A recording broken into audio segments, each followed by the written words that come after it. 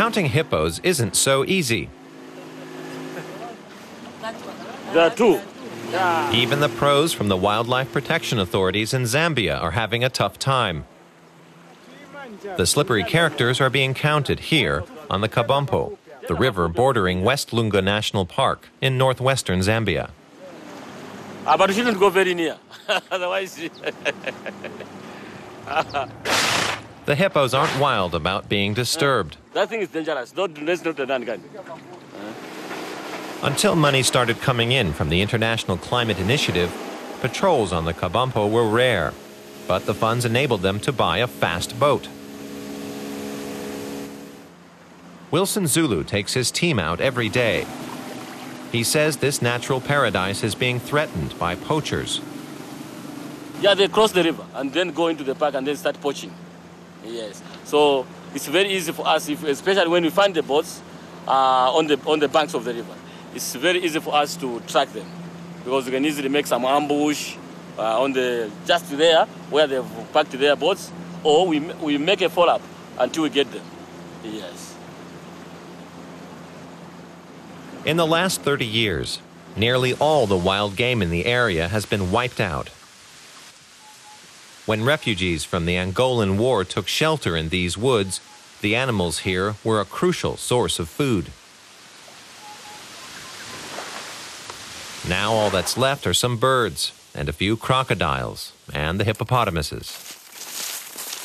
But now that the Forest Protection Project has brought money into the region, there's better monitoring, which helps prevent not only poaching but also illegal deforestation. The protected area covers 4,000 square kilometers. Here, Zambia's evergreen forests are largely untouched. And the trees perform a valuable function, taking CO2 out of the atmosphere, 13 million tons of it a year. After several hours in the bush, the men arrive back at the base. Chulwe Hamukwanza is waiting for them. He's the on-site coordinator of the Forest Protection Program. The gamekeepers live in the neighboring village of Javundu. They just moved into new housing a few weeks ago, also financed by the Forest Protection Program. 14 families live here. Chulwe stops here regularly.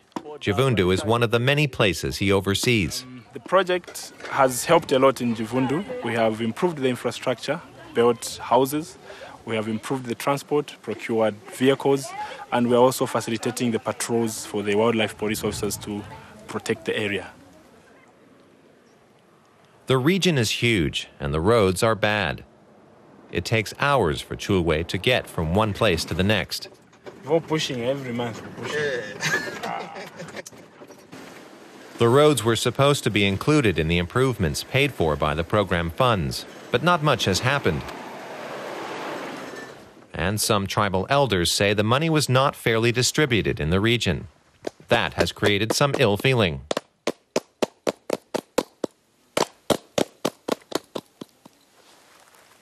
The group has been granted an audience with one of the 3 local tribal leaders. Chief Ntambo is very much in charge here. His word is law. The project needs the approval of the local chiefs to continue. But right now, Chief Ntambo isn't happy. Chulwe takes on the role of mediator. Good afternoon, Your Royal Highness. We visit you again as a project just to find out your views and what is happening in your chiefdom with regard to the project as well as the other activities in your chiefdom. Unfortunately, things are not going too well. And the best scenario would have been for the initiators of the project to bring in their own person on the ground, somebody who will be answerable to them. We don't want funding to be channeled through the government. You know, government has got a lot of ways of using the funds. So in most cases, the projects end up not being viable. It's not because there are no funds. No, it's because the funds are being channeled elsewhere instead of benefiting the people that are intended to benefit from from the project. When the villagers find out the man from the Forest Protection Project is here, they approach the royal residence.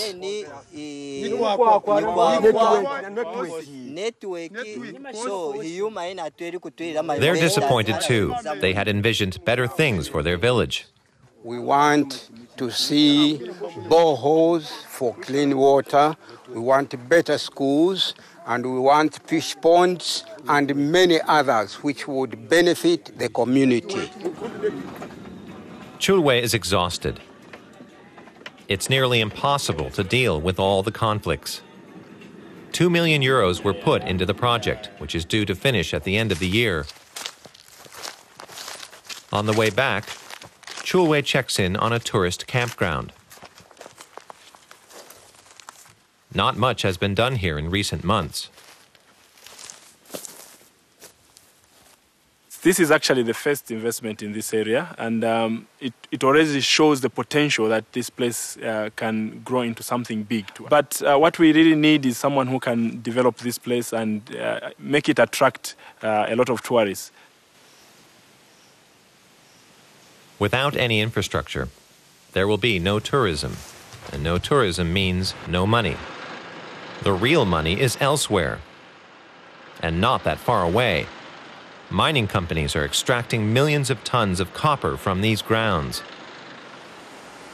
A single one of these vehicles costs twice as much as the entire maintenance of the forest project. Pressure on the protected zone has increased with the rising cost of raw materials. That's because beneath the forest at the edge of the Kabampo River, there's an equally large deposit of copper just waiting to be mined.